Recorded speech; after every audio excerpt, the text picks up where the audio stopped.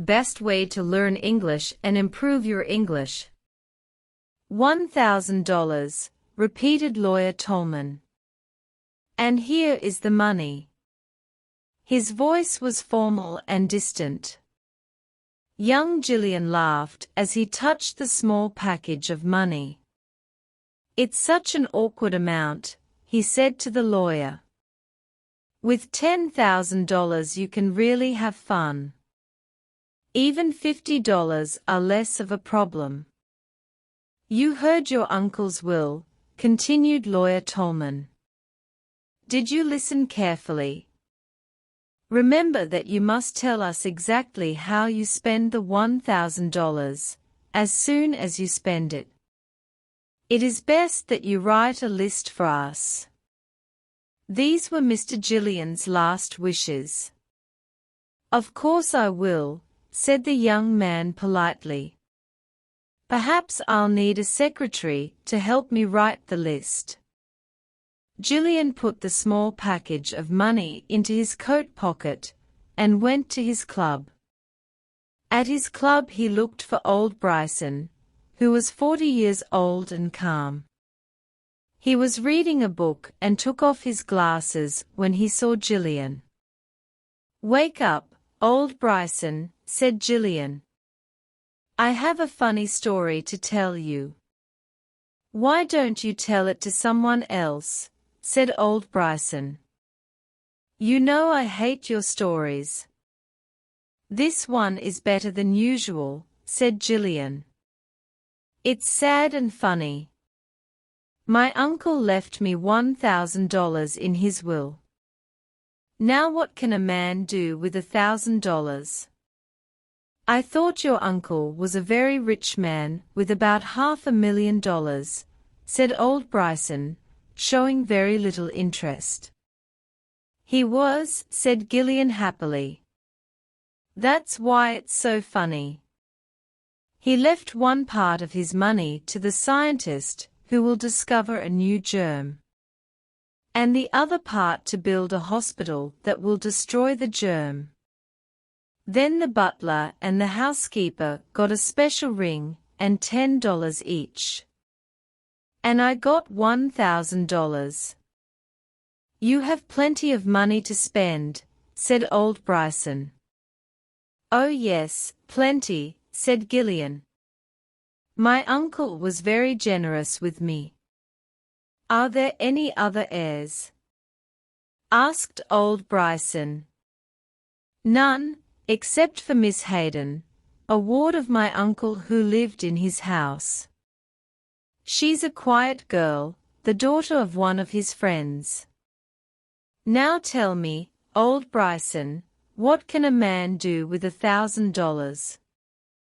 Old Bryson cleaned his glasses and smiled. Gillian knew that when old Bryson smiled he was going to be very offensive. $1,000 can be a lot of money or very little money, he said. A man can buy a home with it and be very happy. You can buy milk for 100 babies for 3 months and save their lives. It can give an ambitious boy an education.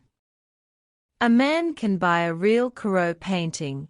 You can also live well in a New Hampshire town for 2 years. But you, Bobby Gillian, can do only one thing. You can buy Miss Lotta Laurier a diamond pendant with $1,000. Thanks, said Gillian. I knew you could solve the problem. Gillian phoned for a taxi.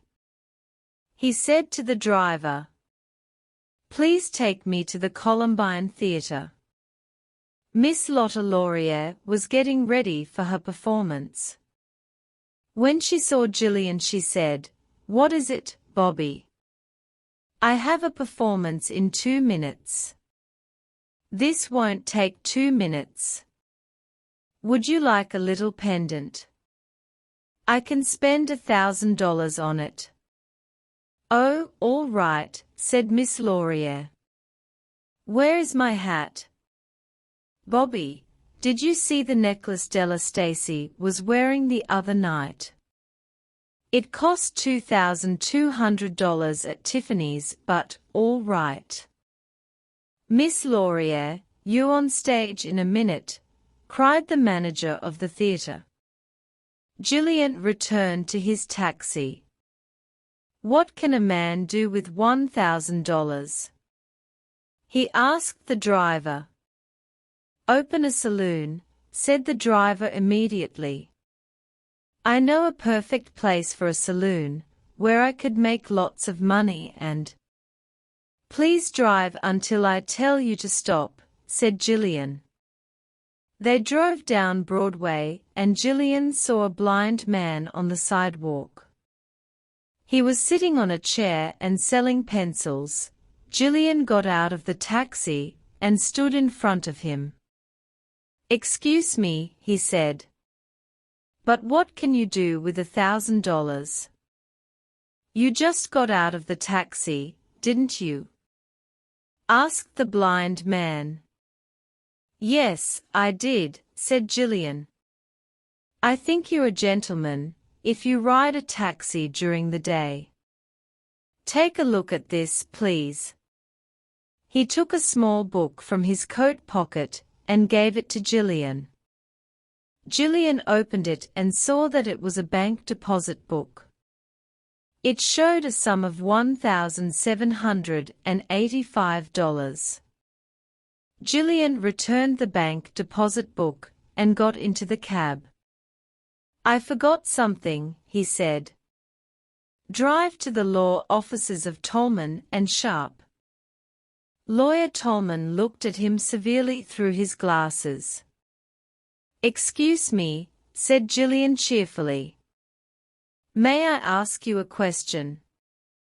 Did my uncle leave Miss Hayden anything besides the ring and the $10? Nothing, said Mr. Tolman. Thank you very much, sir, said Gillian, and he returned to his taxi. He gave the driver the address of his late uncle's home. Miss Hayden was writing letters in the library. She was small and thin, and she wore black clothes. But she had lovely eyes. Gillian entered and said, I was at the lawyer's office, and he found an additional clause to my uncle's will. It seems that he left you $1,000. Mr. Tolman asked me to bring you this money. Here it is. Please count it to see if it's right. Gillian put the money near her hand on the desk. Miss Hayden's face turned white. Oh, she said, and again, oh. Gillian turned and looked out of the window. I think you know that I love you, Gillian said. I am sorry, said Miss Hayden, taking her money. Then, there is no hope, asked Gillian. I am sorry, she said again. May I write a note? Asked Gillian with a smile. He sat down at the big library table. She gave him some paper and a pen. Gillian wrote. Paid by Robert Gillian, $1,000 to the best and dearest woman in the world, for all the happiness she brings to people. Gillian put his note into an envelope and went away. His taxi stopped again, at the law offices of Tolman and Sharp. I spent the $1,000, he said happily, and I am here to tell you exactly how I spent them. He threw the white envelope on the lawyer's table. Mr. Tolman did not touch the envelope and went to a door and called his partner, Mr. Sharp. Together they opened the big safe. They took out a large envelope and slowly opened it. Mr. Gillian, Mr. Tolman said formally, there is a codicil to your uncle's will. He gave it to us privately. It can be opened only after you spend the $1,000. This is what it says.